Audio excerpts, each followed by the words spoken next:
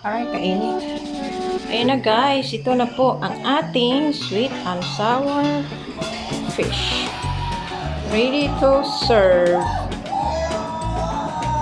Ngayong gabi ay magluluto po tayo ng sweet and sour fish. So, ito yung ginagamit ko na fish.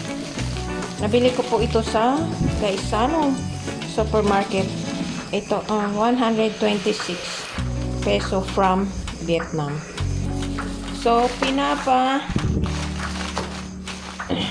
defrost ko po na siya.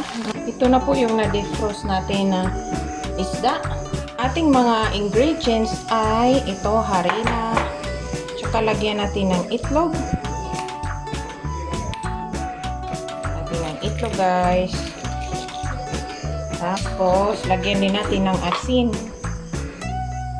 Ayan. Tsaka i-mix natin siya ng maigi.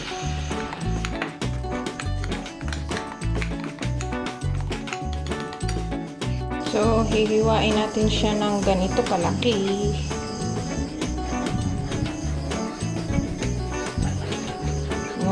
Hindi lang gaano ka lapad.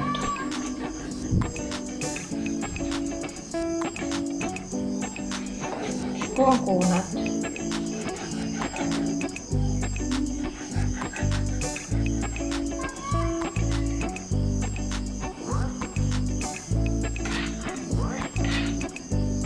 Ganyan.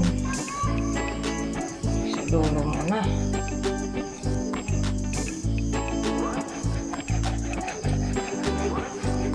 Ako, ano ba naman itong kutsilyo ko?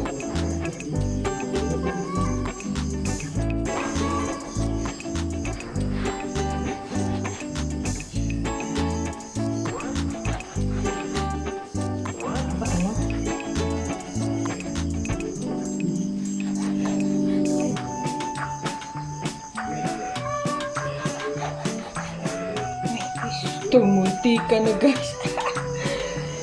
Nako, munti ka na. So, ayan. Ito yung last natin. Lagay natin dito. Last. Ito.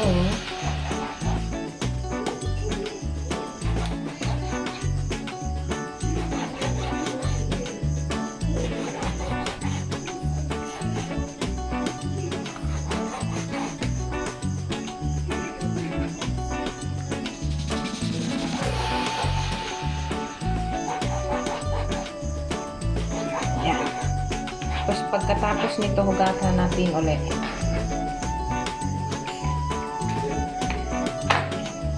Ayan, tapos na po nating hinugasan. So, ano natin siya, guys. Medyo kuha na natin ng tubig. Medyo ano siya. Talagang walang tubig.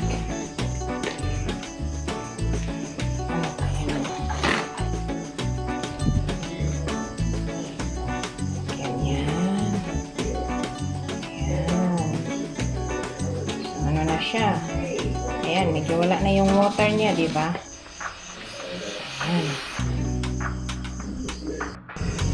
So, after this, guys, ilagay natin siya sa ating mixture. Napaka-simple lang. Ginagawa. Pwede nga yan, ganun, oh. Ginagawa ko. Napaka-simple. Lagay ko na siya lahat.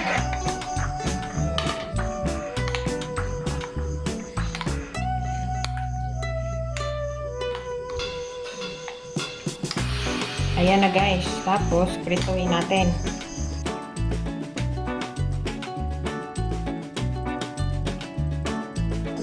Okay, prituin na po natin ang ating isda.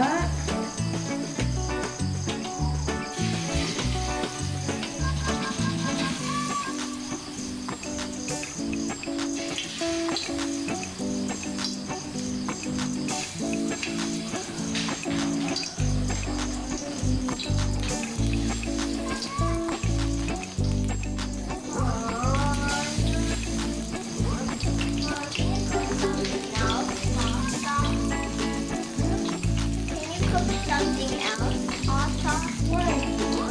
Because I don't really like that. I just want Maybe this is sweet and sour.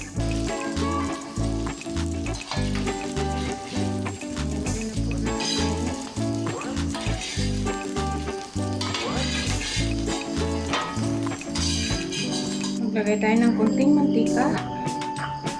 Isa natin ang ating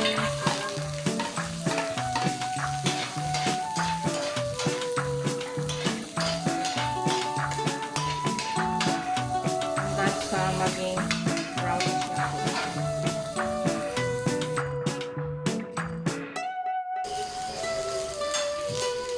Tapos ilagay natin ang mixture na suka na half glass, tsaka may ketchup, nilagyan ko ng ketchup, at tsaka tubig, at tsaka 2 kutsarang asukal.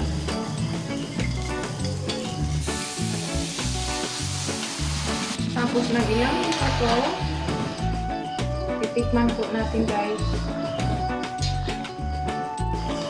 Tapos lagyan natin ng cornstarch. Kunti.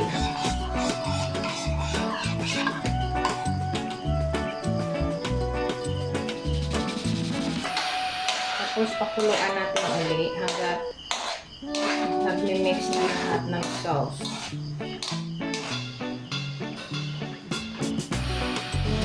Tarang! Luto na po ang ating sweet and sour fish. Aray, kainit. Ayan na guys, ito na po ang ating sweet and sour fish. Ito guys, tikman natin.